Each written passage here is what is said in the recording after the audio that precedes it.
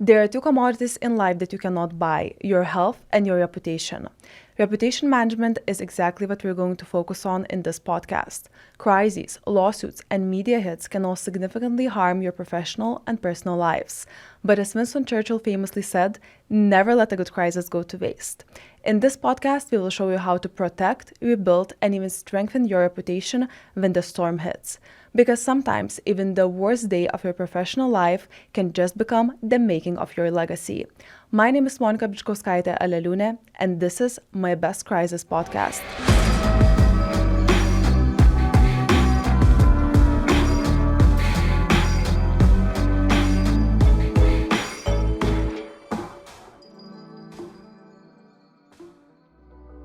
Right, I think we are much closer to a global war than ever before, and I find that exceedingly worrying.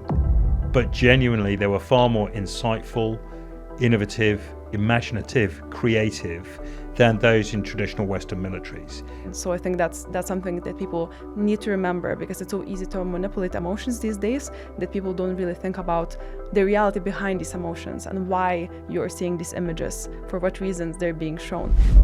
I cannot see anything that would be offered to Ukraine via President Trump that would be satisfactory to the Ukrainian people. The scientists and researchers developing AI are all raising enormous red flags, but there's also no off switch to AI. And that was the moment that really, for me, was a crisis of credibility of the way that the West thought about war and warfare. Having politicians do strategic communications is frankly a ridiculous waste of their time. What do you think are the next 3 crises that can hit the world very soon? For me, the worry is that, Western military and political leaders at the moment are... Today on our podcast, we are happy to host Professor Peter Roberts, who is the founder and CEO of Aurelius Lab.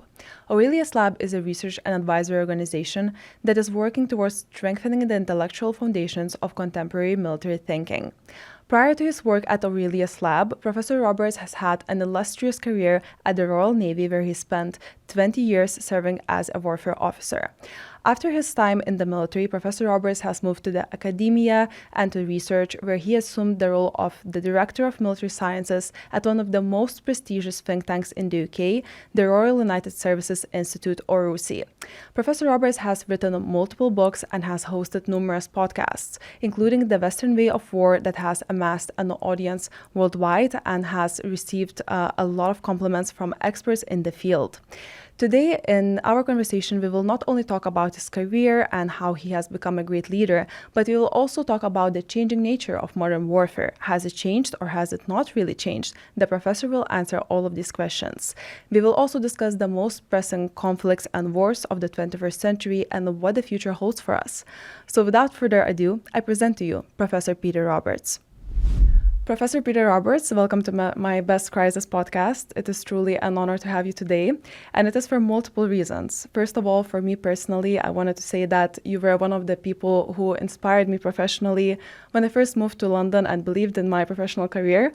So I really want to thank you for that. And because of that, it is truly a full circle moment for me, for us to be able to sit here today to talk on this podcast. I'm really excited to have this conversation. And the second reason why it's also great to have you today is because ever since the war started in Ukraine, there have been so many commentators, especially online, talking about the war, commentating on what's happening, what Ukraine should do, what the EU should do, and US role should be. However, a lot of times these commentators, they don't have the military experience that you have. They don't have the knowledge or the research, that they don't put the hours into the research, for example. So I think it's sometimes a shame that there's so much information, but a lot of that information is not based on true life experiences, and you have all of that. So because of that, it's so nice to bring this conversation to our audiences, and I just can't wait to dig into all of these interesting topics. Monika, thanks for inviting me. Huge pleasure to be here. I've got to say, I felt slightly uncomfortable, right, when this came up, the questions, the topic, and all the rest of that stuff, because most of what we do in our professional lives is about, for me, it's about research. You try and be very dispassionate. You read both sides. You look at the arguments. You draw on some of your own experiences, and you sort of meld that together. But this is a very personal set of questions you're posing, and I felt really uncomfortable with it. To expose myself in this way. But that was quite good because I like being uncomfortable. It's one of those great things about being a researcher, an author, and doing some of the stuff that I've done is you should challenge yourself. You should be uncomfortable. So thank you for that, and I'm looking forward to what I hope won't be too much of a grilling. Of course, I will try to keep it kind and, the topics that I'm sure you will have a lot to share. And I think it is, a pleasure that you are sharing these experiences because there are so many people who conduct amazing research, but you don't know much about them. And I think we should know much about them because what goes on in your life, in your experiences, that's what shapes this research and makes you the great leader that you are. So because of that, I am really excited to dig into your early career. And you spent 2 decades in the Royal Navy as a warfare officer, and I wanted to just ask you what motivated your career in military. Why did you choose that field, and how did it shape your early understanding of warfare, of military strategy and defense strategy? Crikey, it's easier to start where we start, right? So I left school with not very good academic results. I didn't enjoy my period at school. I tried working in an office, I tried bar work, I tried a variety of stuff, and none of it really worked for me. I was an adequate worker in an office, but it didn't light a fire in me. And I had a set of, I guess, ethics and beliefs and foundational views that you inherit from your parents, and that sort of those experiences when you're growing up. And my parents were, my father had served in the Second World War, and so there was a sort of set of expectations over what life would deliver. And the drive for money in business just didn't do anything for me. And I felt there had to be more to life from that. And so I decided that, I'd give the military a shot, knowing it was difficult. I was on my way to the Army recruiting office. The Navy recruiting office was there first. And a chief petty officer grabbed me through the door and, talked to me. And then the next thing I knew, a couple of months later, I was at Dartmouth Royal Naval College and started my naval career. So that was what sort of pushed me into it. And I guess from there, it was the academic study, some really great lecturers, some great instructors who started getting me thinking about naval strategy, about naval warfare. But that stuff didn't really sink in until much later in my career. Initially, it was all about the tactics of executing, of trying to be really, really good at your job, of trying to hunt and find and be ready to prosecute Russian submarines, to be able to, win air combat engagements, to be the most professional, best, knowledgeable, smart person at tactics. Because that was where we existed. That was your whole existence as a warfare officer, was being really good at tactics and understanding that, at any day, you had signed up to put your life on the line along with your shipmates in order to do the best you very could for the mission that you're in. And that was, it became an obsession. Like for so many people in the military, tactical excellence, not just satisfactory performance, but excellence in everything you do became an obsession. And it was only when I sort of progressed through my naval career and started to take on staff appointments that you looked beyond the tactics and started to move in the realm of strategy. And there are moments that we might get onto that really sort of turned it for me into something that was very different. But that was the sort of story of it growing up. Very much my naval career, most of it, 20 years, I guess, to start with, was entirely focused at tactical excellence. I wanted to be the best warfare officer that I could possibly be, so that I wouldn't let down my shipmates, my crew, my team, my captain, those around me. It was that was the formative experiences of a military career. Well, that really resonates with me when you talk about values, because obviously I come from Lithuania, where, the reason why I am where I am today is also because the way I was raised, the history that I learned about when I was growing up, and how it motivated me to, stand up against the aggressor and be in this realm of politics, strategic consulting, where I work today as well. So it really resonates with me. But what a career you had. And you served also in some international settings with NATO, for example, which I'm sure gave you different perspectives. And since this podcast is called My Best Crisis, I have to ask you a bit deeper and ask you about the biggest and the most formative crisis that you had during your military career. If you can share the details, of course. I know that some things maybe you cannot share, but in even abstract details, if you can tell us what was the setting, the stakes that were involved, maybe there was political or public pressure, for example, maybe you didn't have full intelligence, and what decisions did you have to make that were formative for your life and career? See, this is the question that you posed me when you asked me on the podcast, and I've really struggled with it because everyone has crises in their life, right? You know, you almost have them every day, and in the military, you have them all the time. It can be, you know, on a very personal level, the first time you get shot at. You know, for me in 1991, you know, it was the Chinese Navy who might have been their Coast Guard shot at us when we were doing anti-smuggling work based in Hong Kong. It could be, you know, a sort of academic challenge, failure, crisis, when you realize you're not quite as good as you thought you were, you fail something and you have to retake it. There's a chance you're going to get kicked out of the organization. You have to retake and try again. There are, you know, psychological pressures that you have to get over. So there's all these kinds of crises. There are personal crises that so many people go through. My father dying at a very early age for me, you know, all these things are really bad. I guess the one that changed me from a tactical officer, and I was a relatively good warfare officer, into something different, was the moments that I spent in Sri Lanka during their civil war in 2006, 2007, 2008, maybe 2009. And the head of the British Navy had been on a trip to Australia, and his aircraft, I think there was a bird strike or something, they had to land the aircraft. It landed in Colombo in Sri Lanka, and the First Sea Lord, as he was then, got picked up by their head of the Navy, and they said this is an opportunity not to be missed. So they took him on a tour of some of the facilities they had and talked him through some of the experiences that the Sri Lankan Navy was having with the Tamil Tigers of Elam in their sort of, we call it a civil war, a terrorist organization, whatever it was. It was a pretty bloody fight, and they'd taken some huge losses. They come across IEDs and suicide bombers, and you know, the First Sea Lord went on with his trip, and he came back to the UK, and he tasked my boss, and he said, "Listen, you need to send a couple of people out there and do some fact finding, because I think this is important." So me and one of the guys I was working with, Mike, we flew out to Colombo. And on several occasions, we spent some time in and around Sri Lanka, across to Trincomalee.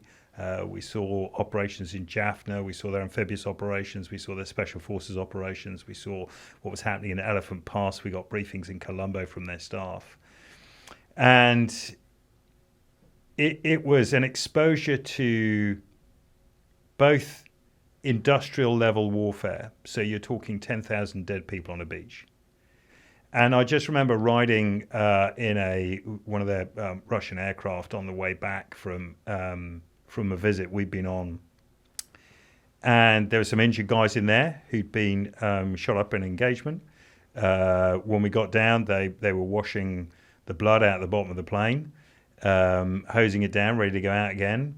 And there was this realization that, you know, what I thought of as a very clean, sterile war in a naval perspective was anything but.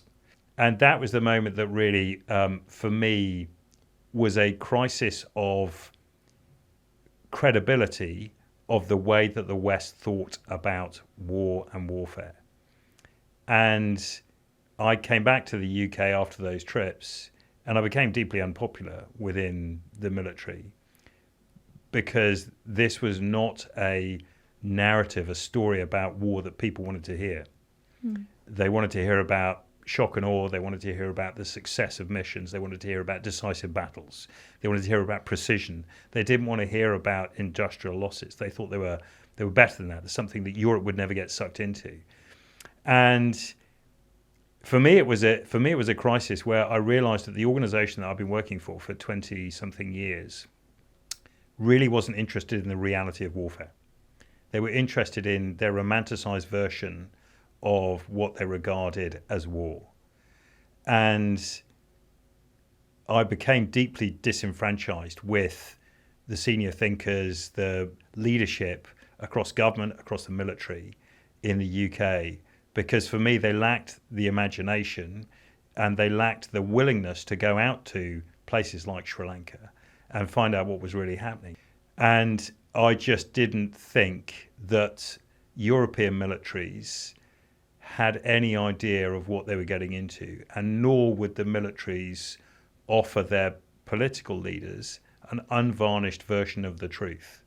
And so they allowed political decision makers to continue making decisions about strategy and options, which I thought were dangerous. And at that point, I realized that, if I wanted to do something about it, then staying in the military was not an option, and that actually I needed to do something different to try and shape the conversations in a different way. So is that what motivated you to move to the research and move to RUSI? Was that the pivotal moment where you said, that's it, I'm going to another field, and that's where I'm going to excel in my research and showing the world what modern war is really about? Yeah, I think that was it. Yeah, I mean, it definitely was the moment at which I chose to go. Family always gets in the way of big decisions, right? And I was really lucky that my wife was willing for us to take a couple of years so I could write my PhD. And we moved out to America and did an exchange job in Florida with the US Coast Guard and the US Navy. There were 13 countries, 17 intelligence agencies. It was an amazing experience working in this headquarters. A coalition of people working together, a very intelligence-focused mission, but so much more focused, pronounced, and more serious than anything I'd found in NATO throughout my military career. Absolutely laser focused on the mission, absolutely laser focused on the realities of what they had to do, the legal constraints they were operating under, and how they could leverage what limited assets they had to get results. So we spent a couple of years in the US doing that while I was writing my PhD on the side and working. Family had a great time. We had a superb time, came back, and then I transitioned out and moved across to RUSI. But all through that period in the US, I was writing up my research about Sri Lanka, writing up my PhD about history and politics in Sri Lanka, and I had made that shift during that period, the mindset shift where I was leaving. And so once you moved to RUSI, you became the Director of Military Sciences at one of the most prestigious think tanks in the UK, which obviously was a huge task. And one thing that I wanted to ask you about is, a lot of people talk about the differences between research and real life. And you came from what we would call real life, real military experience to research. How did you manage that transition, and how did it look for you to transition into research after so many experiences? Did it help you to change the way research is done in the think tank, or did it help you to inform the research in different ways? What was that transition like? Really difficult. Yeah. Really difficult because, like most think tanks, it's filled with frighteningly bright people. Yeah. I mean, like scarily intelligent. I mean, I would be wary of opening my mouth in any meeting because these people were superbly well read, and they hadn't just read it. They thought about whatever topic was on the table. They invested their time and considerable intellect to develop a view and opinion, and they were good debaters, right? But for me, what lots of these academics lack is the practical experience, the real life experience of what it's like. And so I tried to bring a little bit of that to the research. I tried to direct the military sciences research in particular to that. But again, there are all sorts of problems with that. How do you get funded to do that kind of research? Yeah. And you think about, the time I joined RUSI in what, 2013, 2014, that was a pretty incredible time. Although we'd had Georgia, the invasion of Georgia, we had Crimea, we had the fighting in Syria going on, we had the rise of IS. The British military, the funding that would come out of the Ministry of Defence and the government was about Afghanistan and Iraq. Well, sure, we could do some stuff on that, but everyone was doing stuff on that. For me, the importance of the research was about the wider trends in warfare, and the British military didn't want to hear about it. They were invested, rightly or wrongly, in the fight that they were in at the time and not the wider fight they might be in 5 years. And so we had to come up with a way to generate funding and build a research program that allowed us to do that research, that generated analysis and conclusions in a very cold manner about what was going on in the rest of the world. And then we could push that back in. What became increasingly clear was that the British military was less interested in our research outputs, but there were lots of people in the US, across Europe, and in the rest of the world who were hugely interested in what we could do, who made our research very, not just saleable, but genuinely they engaged with it. And this was the moment where we started work really much more for a global audience than we did for the UK. And we became a sort of London-based think tank. But the researchers that we then took on, who were all superb, really sort of spread their wings and moved across Scandinavia, Central Europe, across into Syria, looking at Ukraine and Georgia. And we developed those contacts in India and Kashmir and Pakistan, Afghanistan, and then stretching out towards Taiwan and Japan and Australia. And our network just built and grew, and our research team grew, and our aspirations grew. And from that, we're able to learn more lessons, not just those through European or American eyes, but we're able to visit Moscow, have people go to Tehran. We were able to go to Kyiv, but also people that went to Nanjing and Pyongyang. And they brought back their conclusions, and we melded them together in a way that allowed us to think about combat and conflict and strategy in a very different way than anyone else was offering. It was not, I still don't think it is a popular view to start admiring the way that adversaries were doing business. But genuinely, they were far more insightful, innovative, imaginative, creative than those in traditional Western militaries. And I think that's where our sort of unique selling point as a research group started to really come into its own.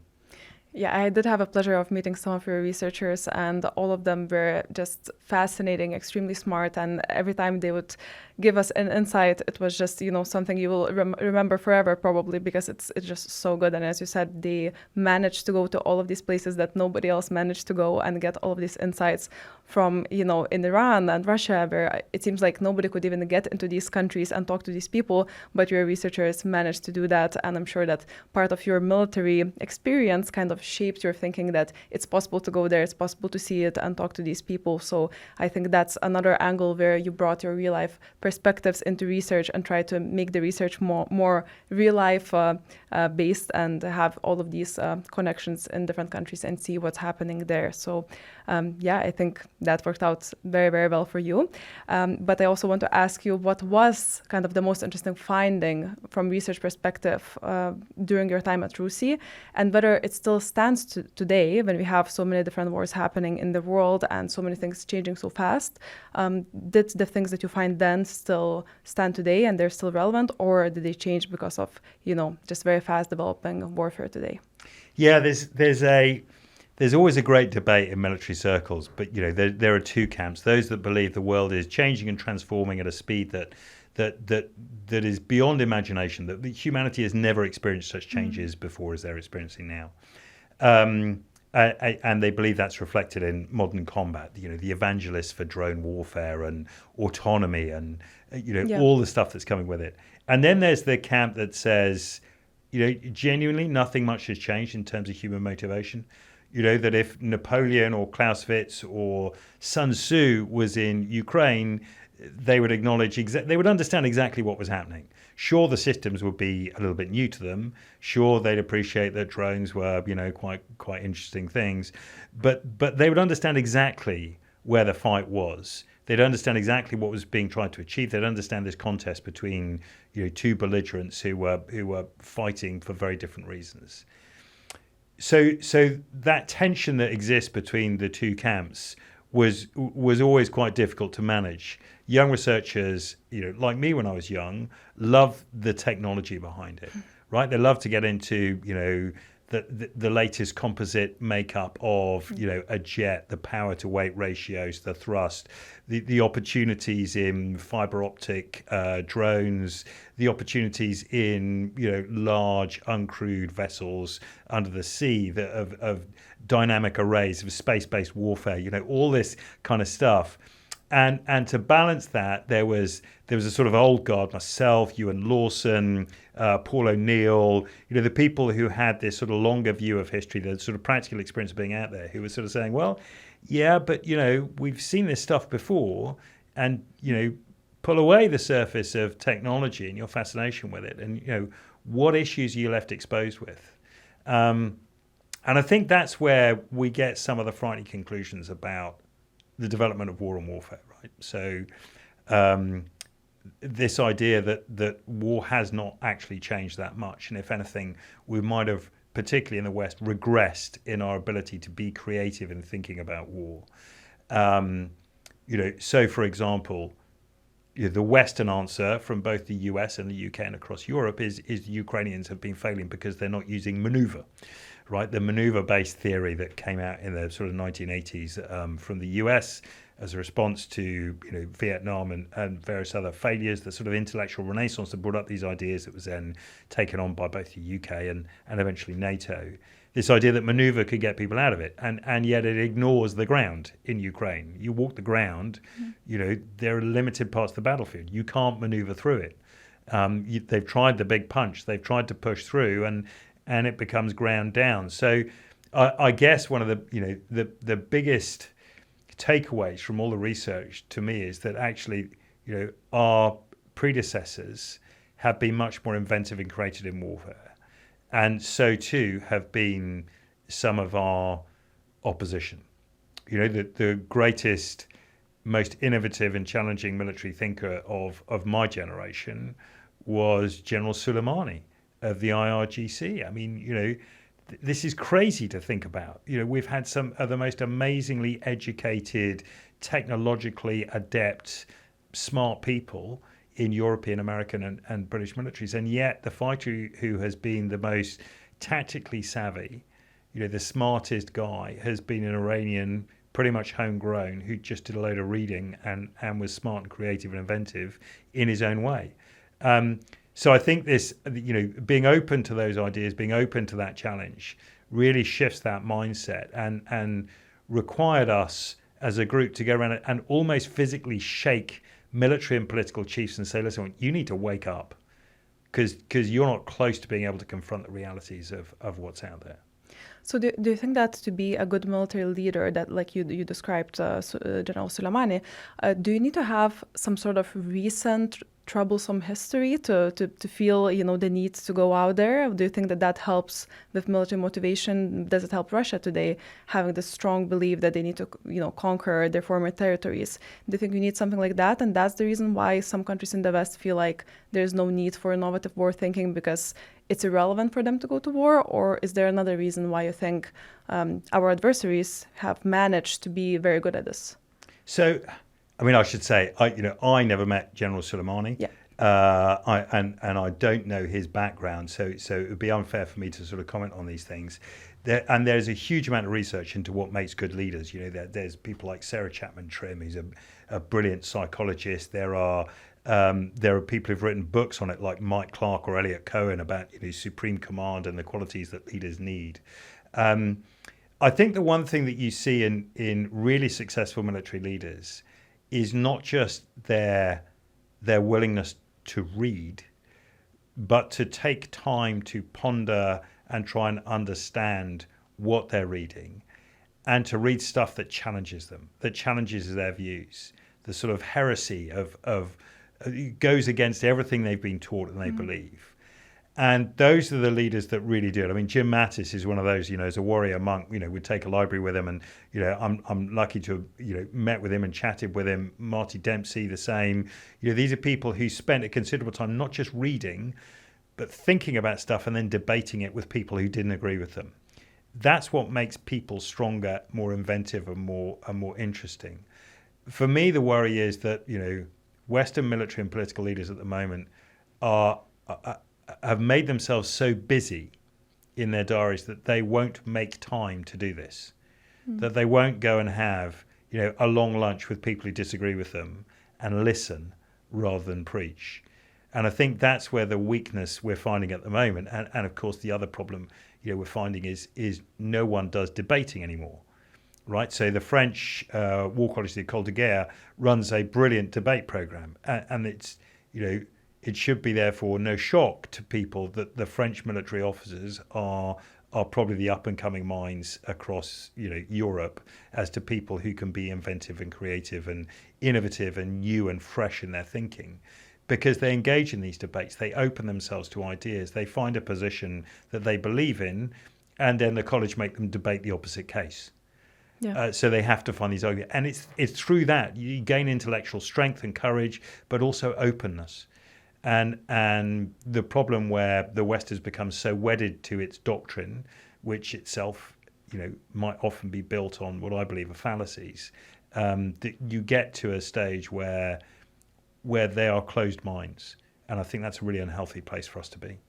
Yeah, well, I studied in Paris myself, so I know very well the French mentality of challenging you, especially the professors when you are having an exam at university, so definitely understand where you're coming from there. But coming back to, the Western technology and sometimes its failure, I would like to move the conversation to Ukraine because we touched upon it. And obviously, when I think about the most pressing war of today, I think Ukraine comes to mind. For me, of course, personally, coming from Lithuania and being partially Ukrainian myself, it's very close to my heart. But professionally, also, I think we have seen a lot of changes of modern warfare there. And I know you just said that you're more the thinking that things don't change as much, motivations are the same, and I agree with that. But I think one thing that we could see in Ukraine is the failure of the Western technology. So what happened at the very beginning of the war even is that you had a lot of American weapons going to Ukraine, be it armored vehicles, I'm not going to name the names, but we know what we're talking about, be it drones, and we could see very quickly that they couldn't handle the terrain in Ukraine. The drones couldn't even take off sometimes or finish the mission, or the Russians could hack the GPS very easily because it wasn't complicated enough for them not to hack it, and they would be shot down very fastly. So what happened then in Ukraine is that the Ukrainians started thinking about how to be innovative, as you said, and how to be creative and how to fix these problems. So today, after 2 years of the war, and the war is still ongoing, we have a booming technology and defense industry in Ukraine, which I think is one of the, if we can say positive things, of course, there's not much positive when the war is happening, but if we can name something that came out of it, for me, it would be this new Ukrainian defense industry. You have a lot of drone companies that are booming in Ukraine right now. You have armored vehicles companies, ammunition companies, and even the US and President Trump now said that maybe we should buy weapons from Ukraine because they have been battlefield tested and they actually work. And sometimes maybe you don't need the Silicon Valley innovation mentality. What you need is just the people there who maybe weren't even in the military before the war started. Some of them, I know personally, they were maybe photographers and had drones to take photos. And then suddenly the war started, and they adapted these drones to become military drones, and now they're running huge companies and helping the country. So I think that is one change that we can see in this war, that during these times of crisis, people do become more innovative and creative, and they can develop something for the country to have in the future and to help to rebuild the country if the military industry is growing in Ukraine. So I would like your perspective on this as well, if you agree or not. And the other most important question is, what do you think is the end of the war in Ukraine? How will it end? And what is the future for Ukraine? How does it look like? So, I mean, let's start with really what's happened. Ukraine has been amazing and confounded many of the initial commentators who thought, it would fold within days. Yeah. Russia effectively tried a very Western shock and awe campaign, looked at regime change, it failed, and ended up in a protracted war that I don't think anyone thought would go on for as long as it did. Ukraine's dogged defense has been astounding, hugely impressive. The personal courage, drive, grit, determination, fighting spirit of at first the militia and the regular military force, and then the volunteers and the conscripts and the foreign military personnel who've offered their services has been absolutely phenomenal. Ukrainian ability to deal with adaptation, the dynamism of combat has been, again, fantastic. And Ukraine has disproved just about everything that any technologist, evangelist, futurologist has said about warfare. They've overturned thinking about surprise on the battlefield, which wasn't supposed to be able to happen anymore with the number of drones that were there. They've managed maneuver and massive incursions. They've managed deep strike without a huge, deeply technological base.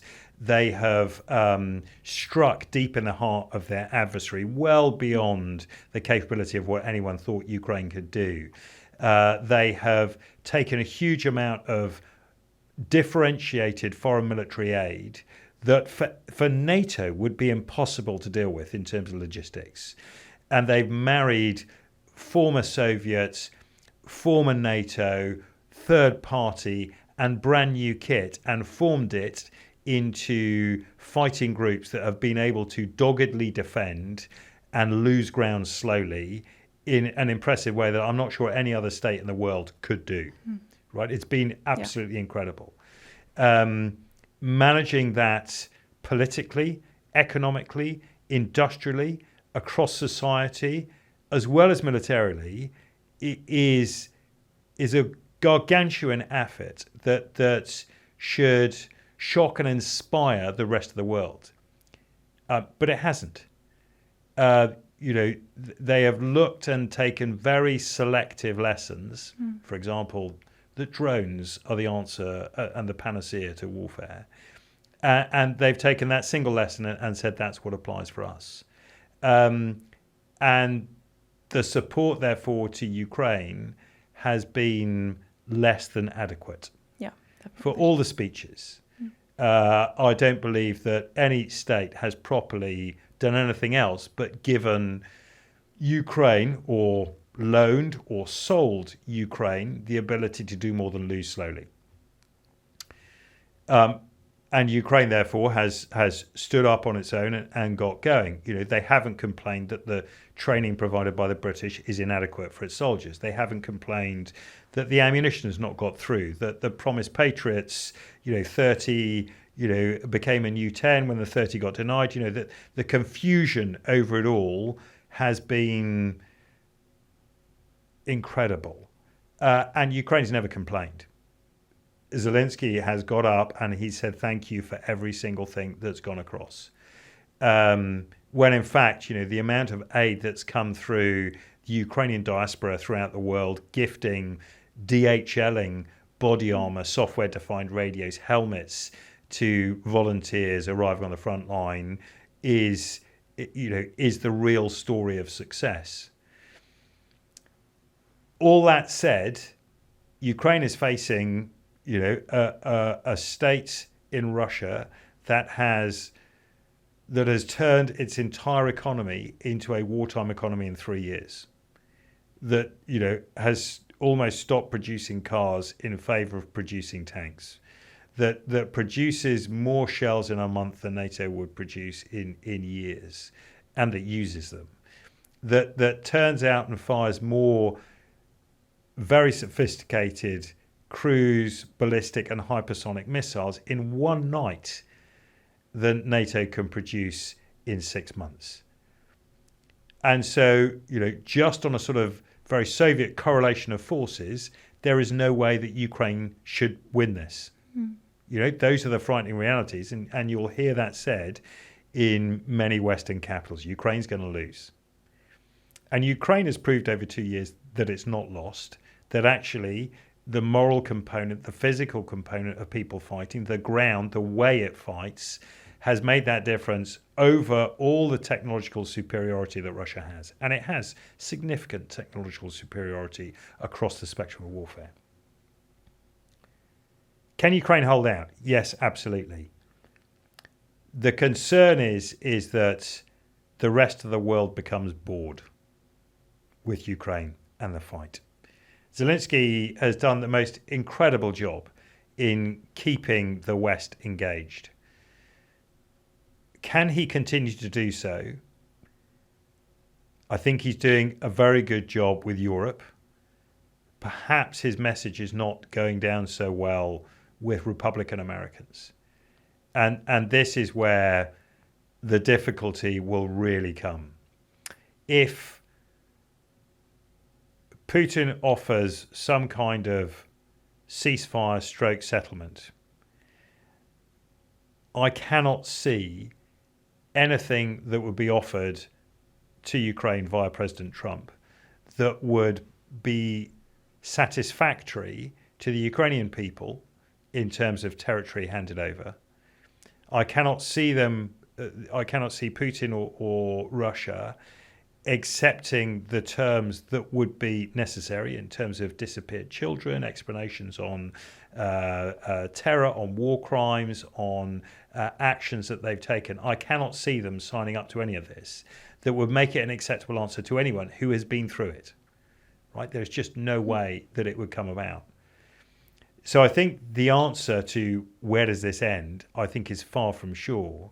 And I think a bit like the results from the First World War, 100 years on, we're still trying to assess how did it end, and did it end, or did it just turn into World War II, and then where we ended with the Cold War and then the post-Cold War settlement. Are these ripples to be felt for a long way in the future? Are we at a stage where we can make a prediction about how it will finish? I think the only thing we can say is how it will finish will be unsatisfactory to just about everyone, certainly in the short term. It will be unsatisfactory to Ukrainians. It will be unsatisfactory to Russia. It will be unsatisfactory to the West. It might be satisfactory to President Donald Trump if he gets his Nobel Peace Prize. But I think the rest of the world is going to find this a really bitter pill to swallow in terms of what it means for democracies, capitalist economies, food supply, territories, and the permitted rules and norms that actors are able to engage in war. I don't think it's got a nice ending.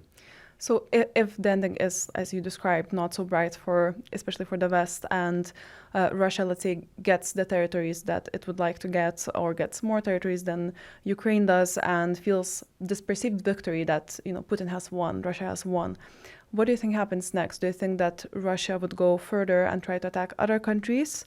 And if so, and if the war comes to NATO, for example, do you think NATO is ready to counter Russia? Would it even do it? Would Article 5, you think, would work, or not really? In many ways, the Russian military has been blunted by experience in Ukraine. But it has also learnt a huge amount about how it wants to conduct war. When I was at the Frunze Academy, back when I was working at RUSI, went across the Frunze Academy and spoke to people who were over there. There was a requirement by them not to have a single way of war. So whilst the West now has multi-domain operations or multi-domain integration, that's the single way that the West can envisage fighting a war. The maneuver, precision, all that stuff that goes with it. Russia has at least 12 different strategies for fighting a war as pull-out doctrine guides to go to. The way it's fighting in Ukraine would not reflect the way it would fight against a NATO country, because Russia believes the context to a fight is absolutely everything, as it is. That's an eternal truism. So Ukraine will continue to fight. I don't think that Ukraine, even constitutionally, can give up the territories. If some kind of ceasefire came into force, I think it's just a waiting game before Russia takes another bite at Ukraine. Right? It's not finished. It will be an enduring fight for a couple of generations, and I don't think the West has sort of that's sunk in European mindsets. It's looking for a sort of peace of Versailles. It's looking for the end of hostilities. It's looking for a new Westphalian arrangement whereby everything becomes peaceful again. It doesn't want to see a Korean type of truce that endures but no peace. And I think that's where we're going to get to in Ukraine. Would Russia move against NATO? This is really hard. You get people who are far better at detailed Russian analysis than I am. People like Keir Giles, who would say, "You're being too humble. You're great at this analysis." No, honestly, so Keir Giles and others who would say, it's absolutely in Putin's aspiration to break NATO. Whether that means that they would invade and have to take military control of a state, or whether it just means they want to break NATO as a formation, that is that is an ambition, a stated aim of Vladimir Putin, and the Russian people I imagine are solidly behind him on that. They see it as a considerable threat to them, and only by breaking apart that organization can they have some semblance of reassurance and peace. But Putin and his ilk are after expanded Russian empire, spheres of influence, all that stuff that goes with it. So if one thing fails and they can't get control and break apart NATO, will they do something another way? Would it only be hybrid warfare? Would it be attack on societies? What we shouldn't expect is it to be a First Guards army rolling across the Suwalki Gap, and washing into Poland and Germany. I mean, thankfully, Poland is about the only NATO ally at the moment who's really taking defence actually seriously and has been doing so for 4 or 5 years. There are others, notably in the Baltic, who are gearing up and becoming ready. But Germany, France, Central European, old European powers, and I include the UK in that, are absolutely inadequately prepared for either a tank battle should it come, but more likely for the threats to society, to economics, to infrastructure that I think are more likely to be in the Russian playbook. Unfortunately, I have to agree with you on this, especially on readiness versus not readiness of Western European countries and more Eastern and Northern European countries. But there's another region in Europe that I would like to discuss where you don't have an active war, but it is in a way fragile and often threatened by Russia and another country, which is Serbia. So I would like to talk a bit about the Balkans. And we have some countries in the Balkans, like Kosovo, that don't have NATO membership yet, but they aspire to be NATO members. So my question would be, do you think that NATO membership is still relevant at this point, given that, as you said, Russia is trying to, in a way, destroy or weaken NATO, and NATO readiness is not as great as we would like for it to be. President Trump also said that perhaps US will just leave NATO, perhaps Article 5 won't work if you don't spend enough on your defense, European countries. So do you think that it's still relevant for countries like Kosovo to try and get this membership, or do you think there are maybe some regional cooperation strategies that could work better for them? So, there's a simple yes to all the above. I don't want to, bang on for too long, but I mean, let's start with the Balkans generally to start with. It's not a homogenous area as most Europeans, like to consider it. It is divided under a number of grounds that don't reflect nationhood as they do the states that they're organized into. There are simmering tensions that are less than a generation old between many of those states. There are religious tensions that exist between them that are being stoked by others. There are financial tensions that are being stoked by Moscow and elsewhere. It was about 6 years ago that Jonathan Isle from RUSI said to me, if you want to watch anywhere, watch the Balkans, because it is one of the most difficult and driest tinderboxes that is ready to erupt at any moment, given the right ignition. So, what's the solution? Continue to watch carefully. Be ready to, reinforce from a military point of view. Be ready for peacekeepers. Continue to engage with the key players from in a European perspective. That Europe needs to man up and be ready to do this. Is there value in NATO for these states? Absolutely. If you want to frustrate Putin, the one thing you do is sign up more NATO members. Absolutely. It is absolutely there. Is there value to it? Yes, possibly now more than ever before, simply because, if Putin's achieved anything, he has galvanized European leaders into thinking about Russia and war in the same way. Something that they hadn't believed before. Some people believe that counterterrorism was the greatest threat. Some people thought cyber. Some people are into space. Yeah. But everyone now gets the alligator closest to the canoe is Russia, and the focus is absolutely there. How they deal with it might be slightly different, and this voluntary rise from NATO states to increase their spending to 3.5% on defence, another 1.5% of GDP on other stuff, changes the ballgame. And where you have states like Poland who are 6-7 years ahead of France and the UK in terms of rearmament. The others feel like they're getting there. And so in joining that club, not only do you frustrate Russia, but you also join a wealth of nations who have similar beliefs that I think many of the Balkan states also have. So for Kosovo, I think this is a move that should be welcome. They should continue to aspire to and work towards, because I think it will only strengthen their position in the future. Now, whether Article 5 works or not is almost immaterial. The ability to have those relationships and call on those other members who might not be in your neighborhood, might be further away, but might have, for example, a huge diaspora in that country, who then force those local politicians to take action. You've also achieved, by becoming a NATO member, by working towards a NATO member, a degree of interoperability with those states that allows an easy working mix in whatever forces that should be offered to you in the event of some kind of problem. But there are expectations that come with it. NATO is not a one-way street. And the expectations are not only if you're prepared to, hope for Article 5 to support you, but you're prepared to go and support Article 5 for others without question in some circumstances. So, this is not just an easy thing, we should sign up and it'll be great. There are requirements and necessary actions that states have to take. And that's why the roadmap to get into NATO is obviously quite a long one.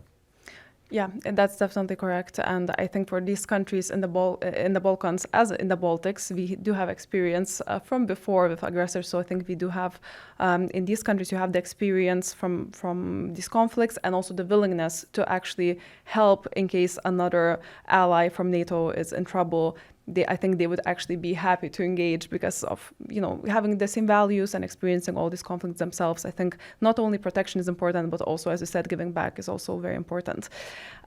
So there's another region that we cannot miss, but we also don't have the full episode to discuss it because this is the Middle East. And in the Middle East, there's so many topics that you could probably make another episode about it. So I'm not going to ask something super broad. We're going to something more specific so that it's a bit easier for us to discuss it. But I wanted to talk about Syria, actually, because we had the fall of the Assad regime and we had the new regime and the new system, and we have seen other countries like the Kingdom of Saudi Arabia and Turkey become highly interested in stability of Syria and the future development of Syria. So I wanted to ask your perspective, could Syria be a success story in the Middle East, and how could we keep it stable and keep it growing in the future? So again, there are far better people to talk about Syria specifically. I think one of those things that you can say is that your metrics for success on could Syria be a good news story at the end differ from who you speak to. Yeah. Where expectations are particularly low, anything above particularly low is a success story. But again, a success story for one state is not a success story for another. So would Israel sign up to what Turkey thinks is a success in Syria? Would the Kurds, as a nation of people, sign up for, what Hezbollah believes would be a success for Syria? So there are a variety of groups that mean that, again, nobody is going to be happy with the outcome in Syria.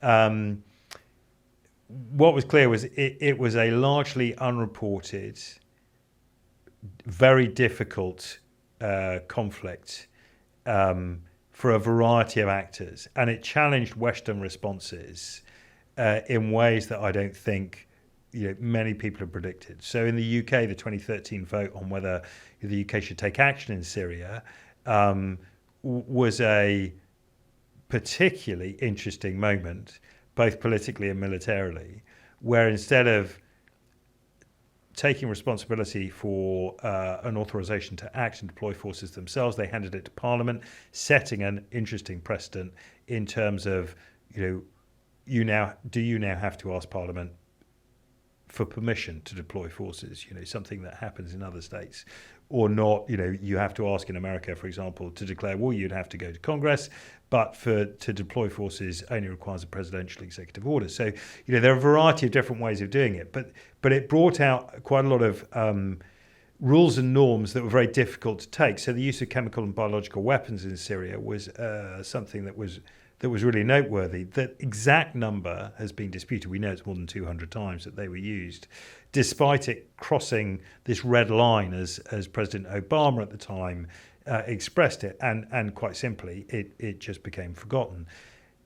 What many people predicted as a result of that was that we would see chemical and biological weapons deployed and used around the world in conflicts as a result of, there was no big stick after the use of these chemical weapons, and therefore it was free reign to everyone. And we've not seen them used, again, for a variety of reasons. They're not very effective. They're hard to use. As weapons, they're not your weapon of choice. And so we've seen sort of breaking of some of the norms of conflict that we'd established over sort of 70, 80 years about could these things be used and how would they be used, which have been very interesting.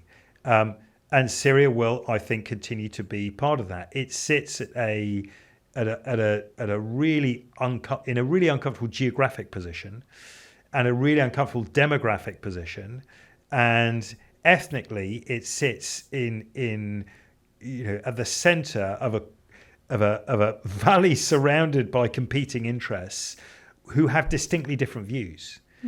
So there is no good answer to Syria that is going to please everyone around, and therefore we're going to see a simmering of tensions that don't allow Syria to recover peacefully, as you would need for a state to be a good news story.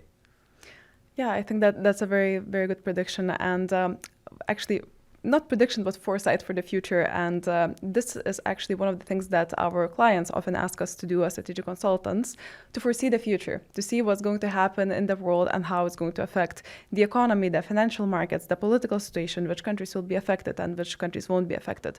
And in our organization, what we do is these very short one-pagers of, just the key points, what we believe will happen. And a few occasions, especially in the Middle East, we managed to foresee correctly, which was very nice for us to actually do that. But given your experience, I want to ask you, what do you think are the next 3 crises that can hit the world very soon? And it can be not only, a war somewhere, but it can be something related to, for example, possibility of different sort of weapons being used that we wouldn't want to be used, like nuclear weapons and different topics like that. So, yeah, I mean, I think it was Laurie Freeman who said recently, maybe it was a year ago, he said, listen, it shouldn't shock us that wars tend to happen in geographically the same places that we've always had wars. And I think that's as good as you get from anyone. I think the areas where we're going to see, the areas that I worry about, right? The first one is AI. Keith Deere, who is an ex-Air Force guy, wrote one of the British Defence Reviews, or helped write it, now formed his own AI company, who knows about this stuff. We were talking about AI recently with a group of C-suite people. And Keith came up with this amazing fact. He said, during the Manhattan Project, the creation of the nuclear weapons in the United States, the scientists got together and they agreed that if there was a 0.03% chance of this ending humanity, that they would stop their research, burn it, and walk away and refuse to do any more work. So in a modern sort of interpretation of that, the top scientists working on AI have said that there is a 20 to 40% chance of AI being a significant threat to humanity, in less than 10 years. This is not like sometime, this is in less than 10 years. And that, in fact, in some cases, people put it as high as 40% within 6 years. And we're doing nothing about it. In fact, we're accelerating ourselves and persuading the public with a single narrative that AI is the only chance at a prosperous future. There is no challenge to that allowed. But there's also no off switch to AI. And AI is interesting because humanity, in all its forms as it's existed, has never had a more intelligent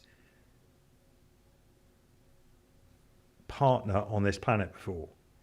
And yet we're inventing one at the speed of sound with no consequence of what it means. I find that exceedingly worrying, that despite the warnings from the scientists and researchers developing AI, the regulators who've looked at this in some detail, the authors and researchers, and the coders behind it are all raising enormous red flags about AI and what it's going to do to humanity. And yet we're not having a discussion on it. Yeah. You know, if the worst case came to the worst case, you know, humanity could cease to exist in 20 years' time. And we're all being told to, you know, get Microsoft Copilot and you know, get some AI agents for your business. And we're not having a debate. We're not educating the public. We're not thinking about the consequences of what we're doing. We're not spending time having meaningful discussions about what this means, about mitigating it. We're seeing policymakers, you know, effectively doom scrolling policy briefs and not thinking about this. It should be the most pressing challenge that anyone is talking about right now, and yet no one is. So that's my first one. The second one is a global war, right? I think we are much closer to a global war than ever before. NATO wrote a very good futurology guide for 2035, I think it was, and beyond. And what came out from that more than anything else was, you know, it identified the usual flashpoints: Taiwan, Balkans, Arctic, rare earth minerals, Gulf, you know, the usual actors, the usual stuff. But what came out from discussions with the team that were writing that was the protagonists of these incidents are going to pile on to bring this to a head together. So we will see a small incident that will happen, that will cause something to happen in Taiwan, for example. While the United States is doing that, Russia will use that opportunity to push forward elsewhere. North Korea will cross the border and go south. We'll have African states starting to, make themselves known. All these things will happen simultaneously, and we'll have a simultaneity of crises that give us a world war that I don't think we've experienced in size or scale before. And it's also going to happen as an enduring thing. It's not something that we in the West like to think about wars that, we'll go over, we'll have a fight, and we'll be home by tea time. This is going to be something that goes on and on and on. The engagement of the West in Afghanistan, the NATO-led mission in Afghanistan, the US-led mission in Iraq, these lasted decades. And this is what we're going to see with the next one. And when you think about, the end of supply routes from China, the end of microprocessors out of Taiwan, they will change everything about our society, and they will change it really rapidly. And for society, it will be a really unpleasant shock. And the way we'll end up fighting will be very different to what we envisage. So those are my two. My third one, I think, is the breakdown of societies, which I think, again, we are close to because of, the populism of politics, the nationalism that's running, a lot of it coming out because of, populist media and the lack of consideration, the lack of cold, hard analysis, and the desire for politicians to become, sexy and popular and the thing of the moment. These three things genuinely I lose sleep over most nights. Since your last one touched upon media, that's exactly what I would like to focus on a bit as well, because you have said before that modern wars are fought not only with weapons, but also with narratives. And I completely agree with that. These days, if you go online, you can see pretty much anything about any war. You can see photos, videos. You have the public sway, you have public protests that happen sometimes from, first you have social media engagement, then you have protests, and then suddenly the politicians decide to act according to how the population is seeing the situation. So my question to you would would be, is it still possible for politicians and political leaders to take decisions that actually benefit the country and are the correct decisions in their neutral thinking, or are they so impacted by the media narratives and by the population talking on social media and all of this discourse that they can no longer see the reality of what's the best in a war, in a crisis, in a geopolitical situation? So I think a lot of this is a conscious choice. Politicians seem to be very keen to relate to the electorate exactly what they're doing all the time and to explain everything. And they spend an enormous amount of time doing that rather than leave it to professional storytellers, right? Ad agencies, consultants, communications professionals who do this for a living. They've researched it, they've practiced it, they know what they're doing, and they can do this. For some reason, politicians think they can do this better.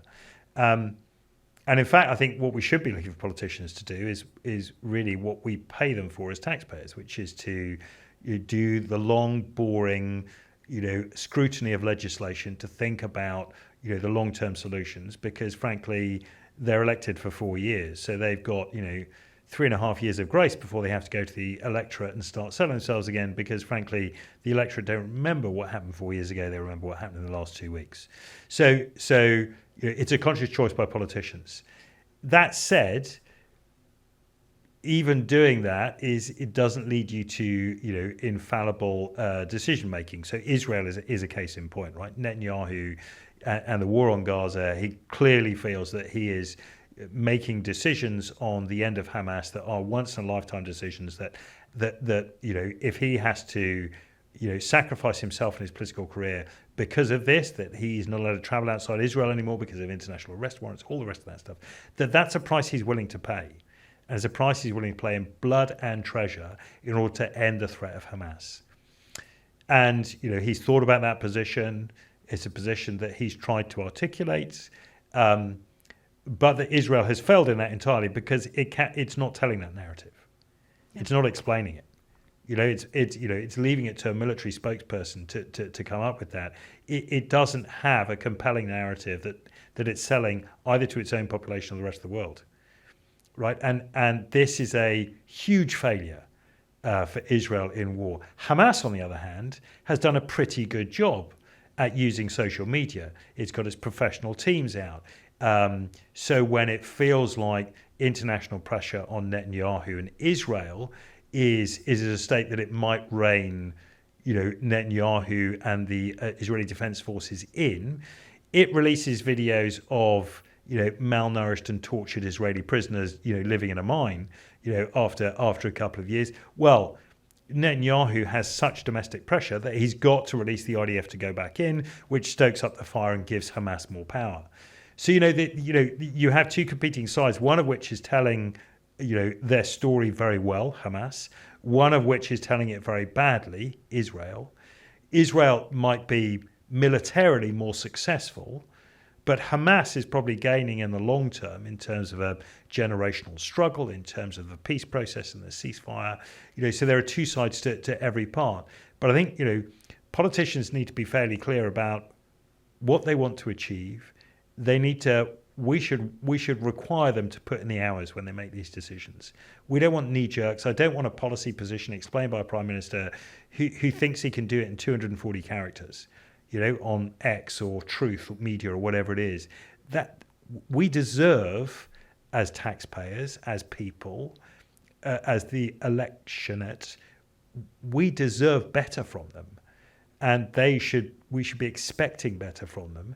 And if they don't deliver, then they should be gone at the next opportunity. But they have 4 years in power, right, to do these things.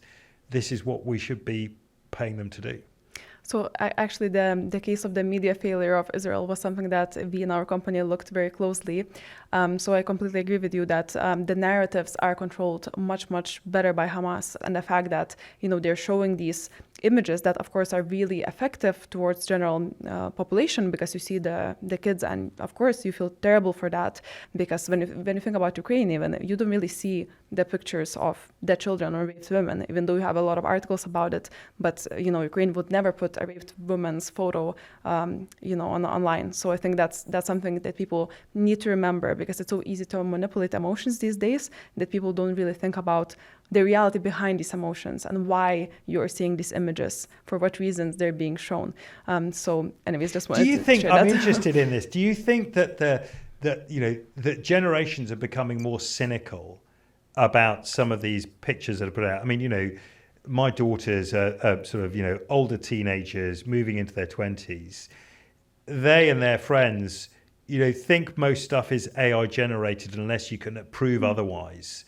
Do you think we're getting to a stage where European, maybe Western audiences are sort of accepting that what they see on social media is not the truth and therefore are less swayed by it? Or do you think that there's still a huge part of the population that is still swayed by what they see as, what they see on social media as sort of, pictures, and they do the doom scroll, they've seen it, impression formed, done?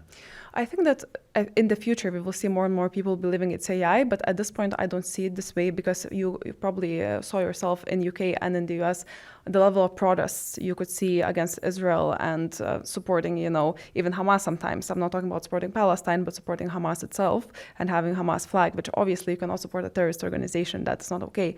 But simply because all of these images are so powerful and they appeal straight to your emotions, and you see these images, you get really much affected.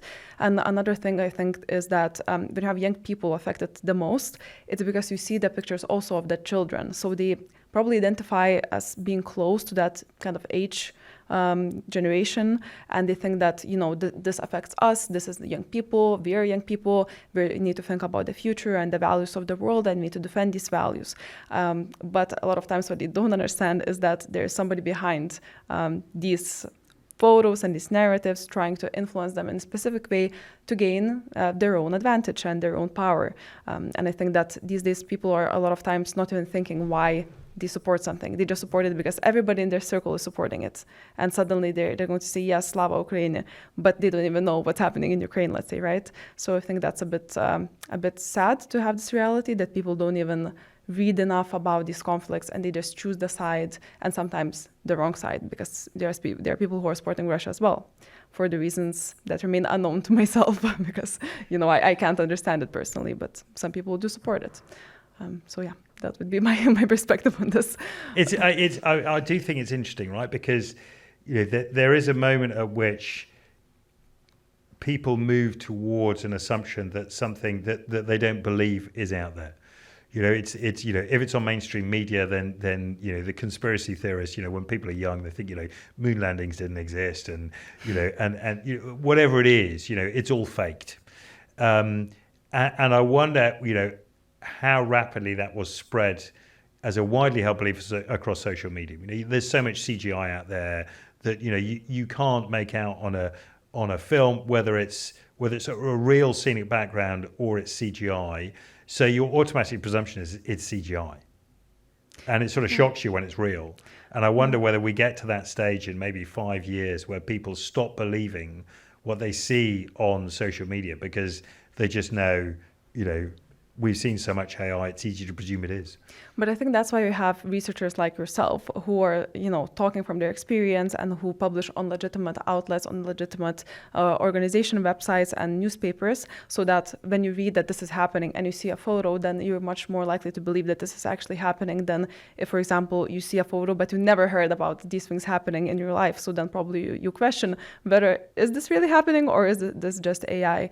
And I think you're right that it's scary how accurate sometimes AI now looks and how hard it is to distinguish it. I think to my eye, at least for now, I can still see the difference, but in the next 5 to 10 years, probably won't be able to see the difference. And that's why being a researcher, being a think tanker, I think it will become even more important, because these will be the people that can, tell us what's the truth, what's the reality, even though, of course, it's still biased. Everybody's personally biased, but still, when you have the research experience, when you, as you said, put in the hours, you have the career from military or another field that is related, you probably have a bit more credibility than somebody, just saying things out of the blue and what we should do at that point is we should shout out for the editorial teams, right? Because people think editorials is just like corrections, but the editorial teams at think tanks, at publishing houses, do so much more than just, tell you your English is bad and your grammar's Yeah. awful and you can't use semicolons.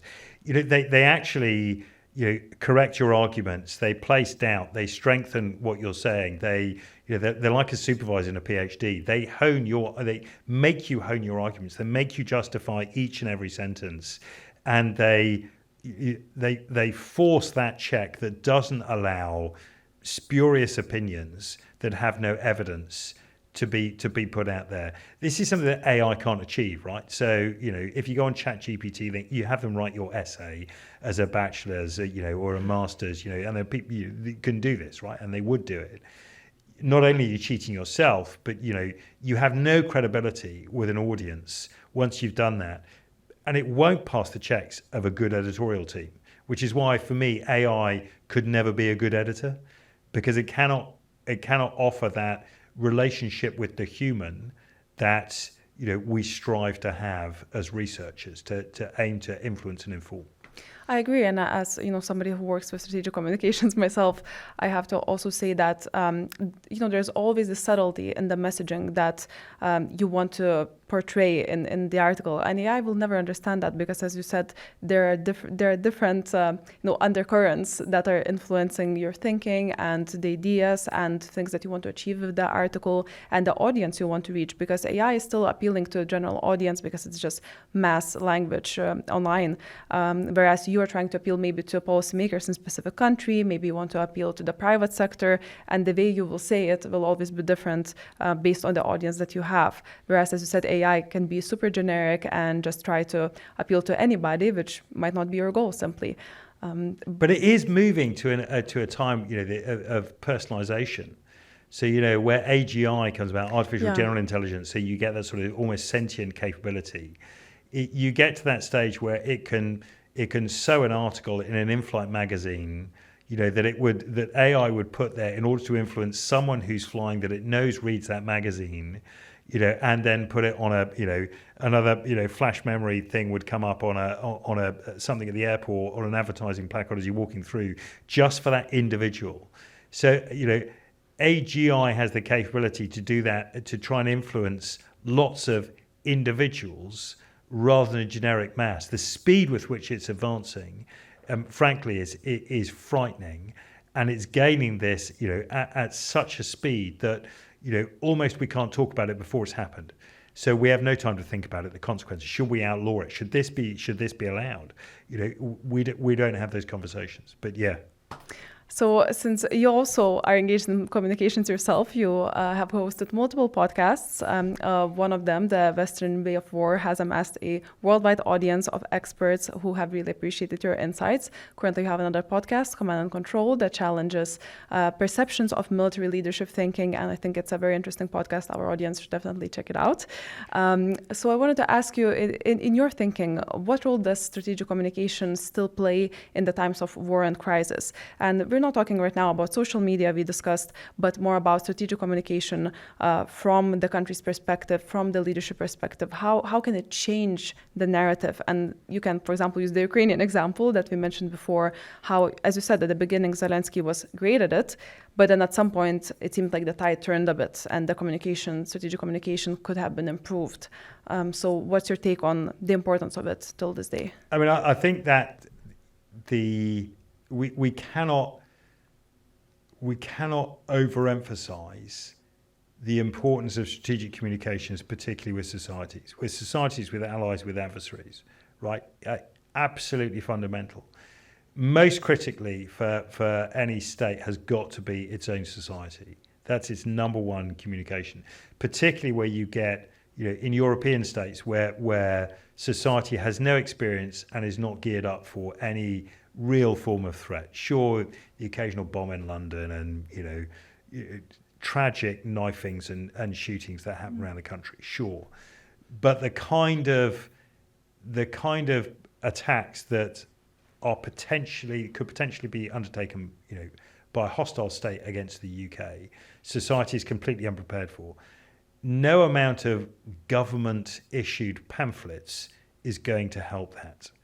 What you need is a sophisticated, professional, strategic communications team that are able to build a narrative, sow a story, put it in the right places, relate it to the right audiences across the right ethnic demographic boundaries in order for the population to garner support. Yes, this is propaganda. Right, quite simply, it is propaganda, and it is winning your own side, because if you fail to have the society on side, then you just give up. There is no point trying to have that fight. So strategic communications is absolutely fundamental to do that. It's fundamental to continuing to ensure you have that support. It's fundamental to how you communicate with adversaries and with allies and winning them into your fight. Having politicians do strategic communications is frankly a ridiculous waste of their time. You have professionals that do this, that study it, that deliver it, that have worked on it, that have experience in different contexts, that know how it works. Those are the people you want to do this.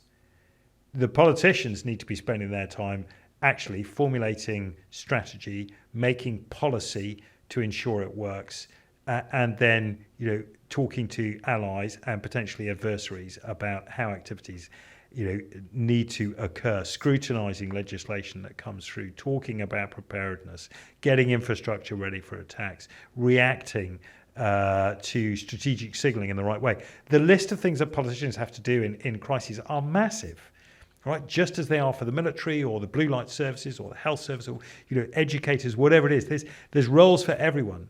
The strategic communicators sit at the center of all this. If you don't have them on side, on contract right now, you are halfway to losing whatever crisis you face up to. Absolutely fundamental. That's a brilliant reply. Thank you for it. And you are talking about how to become a good politician in a way. But also what I want to ask you, how did you become such a great leader? Can you give an advice to our audience and people who aspire to have a career like yours? Listen, what's the key to success? You have to tell us. One, you're never a great leader, ever. You're only as good as the last time you spoke to your team. I guess the thing for me, it wasn't something that my mother believed in at all. Staunch Irish woman as she was. For me, it's always been about talk to everyone. And I think you need to be grounded. And the military has a way of removing you from that grounding, the rank and hierarchy and structure. And it's unhelpful in developing you as a leader. And lots of military, it's popular in the military at the moment to call yourself a servant leader and all this stuff that happens. There are lots of ways of thinking about leadership. I think for me, it's about doing the best for your people. And often that means you just going to the dull meetings and finding the money or saying the right thing or doing an engagement that no one wants to or forcing them to do stuff that they have to, or finding money to pay for their PhD, or telling them that what they've written is rubbish in a nice way, or teaching them how to have difficult conversations with each other, or forcing them to debate positions they don't agree with, or asking difficult questions. But mostly it's just about trying to get them to be the best people they can be. And I think if you just enable that for people, they really respond. If you've got a genuine interest in someone, they can understand. If you're distracted because you're concerned about your next pay rise or what spreadsheet should be going on or has someone written a PowerPoint, it's just no one wants to engage with that person, right? No one wants to work for that person. You want to work for a person who's got your interests at heart, who thinks about you. So unless you're convinced that the person that you're going to work for is interested in you and developing you and allowing you to become better and enabling you to become better, don't go work for them. Yeah, I think believing in people is the key message here because, again, as I already shared with our audience, we have met a long time ago and you believed in me, and that I think that is one of the reasons why I'm here today. And again, you believing in the rest of your team, I'm sure has helped all of them to prosper and succeed in their lives. So again, thank you for that. And the very last question, because we're coming to the end of our episode, and this is something I like to ask all of our guests at the very end. And it's a bit hard to do because I will ask you to summarize your life wisdom into one advice for the young generation. If you had just one advice to give for somebody who's just starting out in their career, be it in military or academia, something you wish that they knew before they embarked on this journey and their career, what would this advice be? And this can be like your personal motto that you would like to share with them. Gosh, it's really difficult to distill it all. And I've done some thinking about this. I think it's got to be something around, challenge being good. And in the military officers don't like to be challenged. They're not good with it, right? And even today, you go and see leaders, officers in navies or armies. They don't like to be challenged. Whether they're junior or senior, they don't like it. And you need to embrace that genuinely. And if you embrace it from an early stage, not just from your team, but from what you read and from how people react to what you write, I think you become such a more rounded, professional, interesting person. It's like reading things that challenge you. So you've got a position on something which you heartily believe. Read everything that goes the other side. Because it'll strengthen your argument, it'll hone it, it'll make you mad, it'll raise your ire, but through it you'll learn to be dispassionate, you'll learn to see the weaknesses in your argument, you'll learn to pick apart, and you'll learn to enjoy the challenge. And I think that was I didn't get to this till my late 40s of really enjoying being challenged, being told, no, you're wrong. That's not the way it works. Do it this way. And that allows you to have this healthy approach to education, to information, to constantly be curious. But it's got to be something around that challenge. It's got to be not just be open to it, but look for it.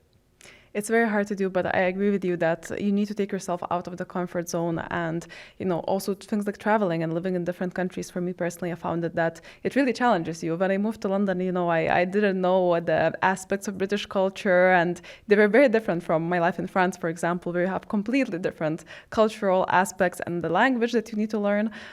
So I think that it's very good to take ourselves out of these comfortable situations and try to find something interesting and new, because that's how we stay young and we keep going in our lives. So thank you so much for all the wisdom. It has been truly a pleasure to have you here. As I said, true back to the past and into the future moment, true circle moment. And I really enjoyed this. I'm sure that our audience will enjoy it as well. And I encourage the audience to also go and listen to your podcast if they would like to hear more from you, as well as read your books, as they are definitely wonderful. As you saw, we have one here already so that our audience can look at it. And yeah, thank you so much. All the best in your future endeavors. And I hope that I'll see you soon. Monika, thank you so much. It's been a real pleasure. I didn't feel too much discomfort at it all. In fact, I really quite enjoyed it. So perfect. Thank you very much. Brilliant. And much success to this endeavour and all your others in the future. Thank you so much.